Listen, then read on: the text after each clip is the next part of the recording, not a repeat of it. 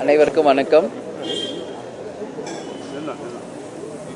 இசைஞானி இளையராஜா அவர்களுடைய புதல்வி பவதாரணி இன்று காலமாயிட்டார் அப்படின்ற செய்தி கேட்டு மிகவும் அதிர்ச்சி அடைந்தோம். ஏன்னா சின்ன வயசு, 47 வயசு.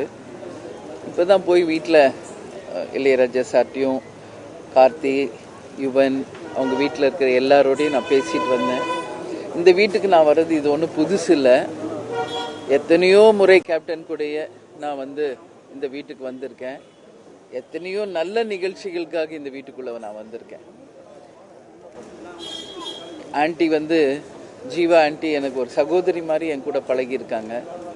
கேப்டனை நான் திருமணம் செய்து கொண்டு முதலில் வந்த வீடு இசைஞானி இளையராஜா அவர்களுடைய வீடு தான். அவ்வளோ பெரிய ஒரு விருந்து கொடுத்து எங்களை உபசரித்தவங்க. எத்தனையோ நல்ல தருணங்கள், சந்தோஷமான தருணங்கள் இந்த வீட்டுக்குள்ள நான் வந்திருக்கேன்.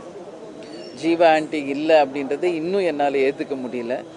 அப்படி இருக்கிறப்ப பவதாரணியில் நான் சின்ன வயசுலேருந்து பார்த்துருக்கேன். ப்ரிவியூ ஷோஸில் எல்லா இடத்துலையும் என் கூடயே அந்த பிள்ளை பேசின நினைவுகள் தான் எனக்கு வருது.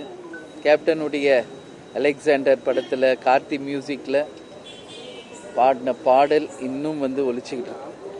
எல்லார் வீட்லேயுமே ஒரு சோகமோ ஒரு நல்ல செய்தியோ வந்தால் இசைஞானி இளையராஜா அவர்களுடைய மியூசிக் தான் எங்கேயுமே பாடும்.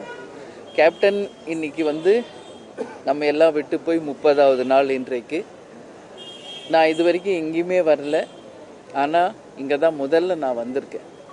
அது ஏன்னா அவங்க குடும்பத்தோட நாங்கள் பழகி அந்த பழக்கம், எங்கள் 2 குடும்பமும் அந்த அளவு பாசத்தோட கேப்டனும் சரி நானும் சரி இந்த குடும்பத்தோட பழகின அந்த பழக்கத்திற்கு அந்த நினைவுகளுக்காக தான் இன்னைக்கு என்னால் இந்த நிகழ்ச்சியில் கண்டிப்பாக கலந்துக்கணும்னு காலையிலே உங்ககிட்ட நான் சொன்னேன்.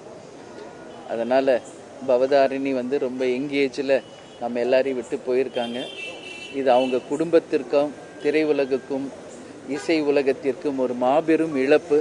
அவங்க ஆன்மா சாந்தி அடையணும்னு சொல்லி இந்த நேரத்தில் நான் எல்லா இறைவனையும் நான் வேண்டிக் கொள்கிறேன்.